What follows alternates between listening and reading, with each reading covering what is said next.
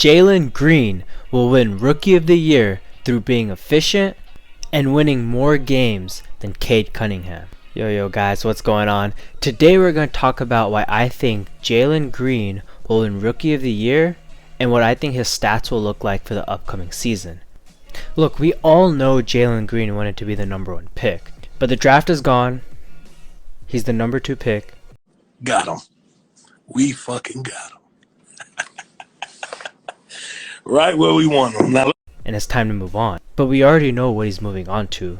He's got his eyes on the prize, and he's looking for the Rookie of the Year award. What is your feel about what you could do in your rookie year and whether you could go out and win that award? I think it's possible. I think that's a goal of mine coming into the league. First goal is to go number 1, but the second goal is to get Rookie of the Year.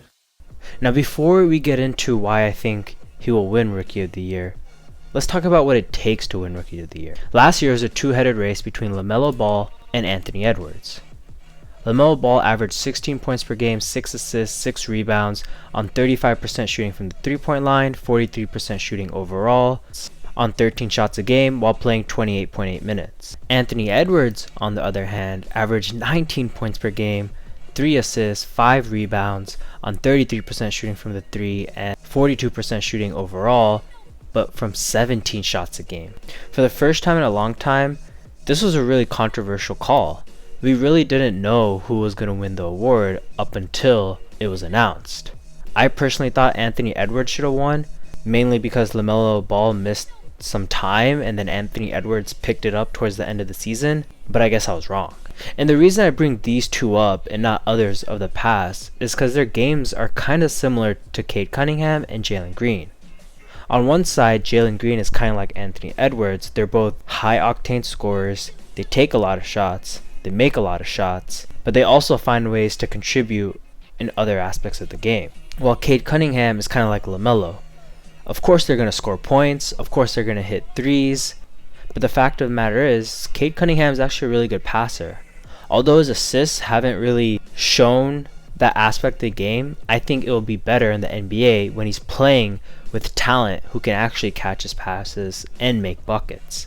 As great as the race for Rookie of the Year between Anthony Edwards and LaMelo Ball was, I think this year will be even better. Barring any health issues, it's going to be a real tight competition. On one end you have Jalen Green, who's a bona fide scorer. Give him the ball and he'll find a bucket. On the other hand, you have the do-it-your-all Swiss Army knife in Cade Cunningham. But he has the biggest advantage, which is the fact that he's starting on a young team who's going to put the ball in his hand and have him be the primary playmaker. Obviously that's not going to lead to a lot of wins, but it's going to allow Cade Cunningham's usage rate to be extremely high and allow him to put up stats that could solidify his Rookie of the Year. And that's why Vegas has him as the favorite. But right behind him is Jalen Green. Now don't get me wrong, Jalen Green is not in the same situation as Cade Cunningham. He's not going to be the primary option on his team. Honestly, it's an argument if he's the third option on his team. With John Wall, Christian Wood, Kevin Porter Jr., and Jalen Green, it's going to be tough for him to get 17 shots a game like Anthony Edwards did last year. But the difference between Anthony Edwards and Jalen Green is Jalen Green is efficient. Last year in the G League, he averaged 18 points per game, 3 assists per game, 4 rebounds, while shooting 46% from the field and 37% overall. And the best thing was, he only took 13.5 shots. If he was to translate this stat line to the NBA, this would be considered a success. Rafael Stone and the rest of the Houston Rockets management can just look back and see that they drafted a stud with the number 2 pick. If he can translate the game that he played in the G League to the NBA, that's a massive win. But I'll be frank, I don't think that stat line will be enough to win him the Rookie of the Year. But that's where his Summer League performance comes in. In the Summer League, he averaged 20 points per game on 2 assists, 4.5 rebounds, while shooting 53% from the three-point line and 51% overall. But here's the kicker. Going into the Summer League, we knew Jalen Green would be lethal off the ball. But what we found out is that he could be lethal on ball as well. He was getting double teamed, he was getting trapped. They're trying to get the ball out of his hands before he could do anything. He was just that good that opposing coaches actually had a game plan for him. Look, he showed his game, and honestly, Cade Cunningham has a really big advantage because he's going to have a super high usage rate. So why do I think Jalen Green's going to win the award? In my eyes, it all ties down to efficiency. I don't think Jalen Green will be able to put up 17 shots a game like Anthony Edwards did last year. However, I do think he could put up easily 13 to 15 shots a game. But the important thing is the shots that he takes won't be like the ones he took in the summer league. In the summer league, he took a lot of contested threes where you're just sitting back and you're like, damn, he can make that? And I feel like when he's playing next to John Wall, KPJ, Jayshawn Tate, who's a super underrated playmaker, Christian Wood, Alperen Şengün, I think he's going to be taking loads of efficient shots, whether it's going to be at the rim or catch and shoot threes from the corner, from the shoulder, or the top of the key. I think he's going to be all over the place. Silas is going to bring out Jalen Green as an off-ball machine. Now don't get me wrong, he's not going to be playing just off-ball.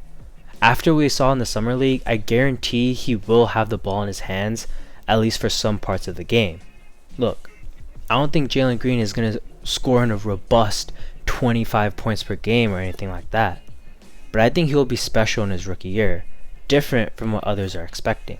I think he'll be ridiculously efficient. When was the last time you saw a rookie who was a guard average 50, 40, and 80? Never. As for Jalen Green's stat line, I think he'll roughly play 30 minutes a game.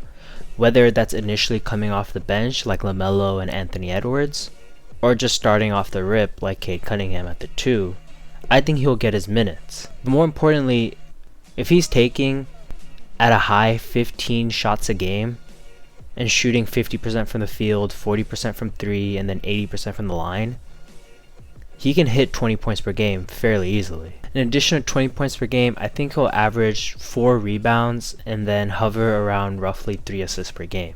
I don't think he'll be a playmaker yet. There's a lot for him to develop in that aspect of his game, but I think he's going to be a lethal scorer off the bat. So who's your pick for Rookie of the Year? Let me know down below. And if you think Jalen Green got the Rookie of the Year in the bag, like the video and subscribe. I'll see you later.